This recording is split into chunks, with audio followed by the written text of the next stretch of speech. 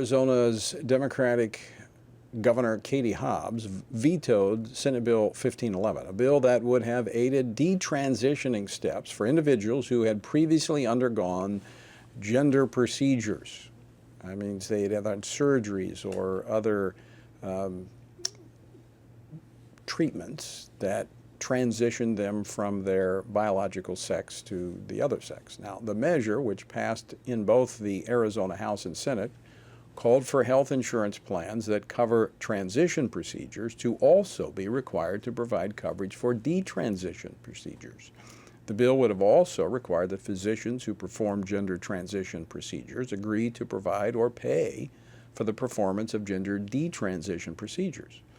Now, what does it tell us when a Democratic governor is so committed to the transgender ideology that she blocks help for those harmed by these procedures? Now, about half the state's insurance companies cover transition procedures, but very few detransitioning. Joining me now to discuss this is Walt Heyer. He's a senior fellow here at the Family Research Council and the founder of SexChangeRegret.com. Walt, welcome back to Washington Watch. Yeah, thanks, Tony. It's great to be on, especially to talk about this particular bill and this topic. Well, you've had personal experience with this, and you have counseled hundreds of people who have gone through the transition and have attempted to detransition. There is a hostility toward those who want to detransition, is there not? Yeah, I think there is, especially in many of the states like Katie Hobbs, who she's actually what she's saying here with her not signing the bill is that there are no people who go through it because she said it was unnecessary. That was one of her statements, and that it risked exposing the people's names and so forth and their identities. Actually, the bill within the bill says that their names cannot be disclosed, not even their driver's license or anything else about them. So I'm really puzzled, except I'd have to believe she didn't read the bill or just blatantly just signed off saying, I'm just not going to have any part of it. Yeah, I was very intrigued by her veto letter that said the measure was unnecessary and would create a privacy risk for patients.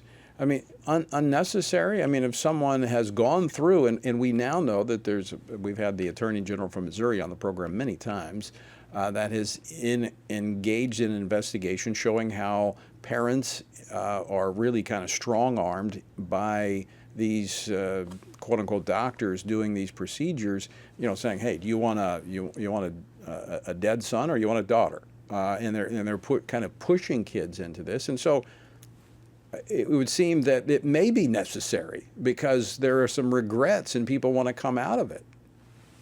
It's absolutely necessary. I mean, many of the people have been radically harmed by either the hormones, which require oftentimes the reversal of taking off the gender identifying hormones and going back on the ones you should have in your body. And when you do this, I know from my own experience that it took several years for my body to adjust back to the synthetic natural hormones in my body. So, and I was going to medical doctors for years. And so to deny that opportunity for people to be properly treated, given effective, sound treatment so that they can balance their life out is really appalling. Bottom line, Walt, this is driven by ideology. Because when you look at, you look at this holistically. You've got efforts in states to ban any type of talk therapy, just being able to talk to children who are going through gender dysphoria. That's being denied them. It's like there's only one path and there's no exit door. It's to drive them into this corral of radical transgender ideology, which includes experimental drugs and surgeries, and there's no exit. Yeah, that's exactly right. Dr. Charles L. Ihlenfeld in 1978 came out. He had been administering hormone therapy to some 500 transgender identifying women, and he came out publicly and said there is too much harm and too many of the people commit suicide as a result of going through these procedures. So he said, I'm going to become a psychiatric doctor so that I can help the people find the underlying causes.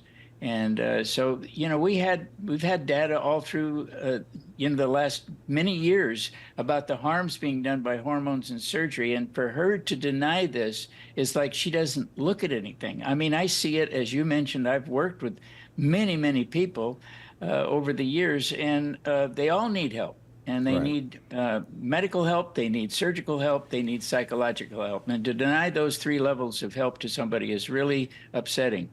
We're up against a break, Walt. Very quickly, there was a study in the Netherlands earlier this year that found that nearly 2/3 of children who wish that they belonged to the opposite sex, given enough time, everything leveled out for them and they became comfortable with their biological sex. So that would say that some of these who are rushed into this do need help getting back to what is normal and what is natural, and that is their biological sex. It's absolutely right. And Ken Sucker also had a study on that out of Canada many, many years ago, back in, I think, the early 2000s. Walt Heyer, thanks so much for joining us. Appreciate you being courageous and brave out there trying to spare young people from this tragic ideology. Thank you, Tony. Pleasure to be on.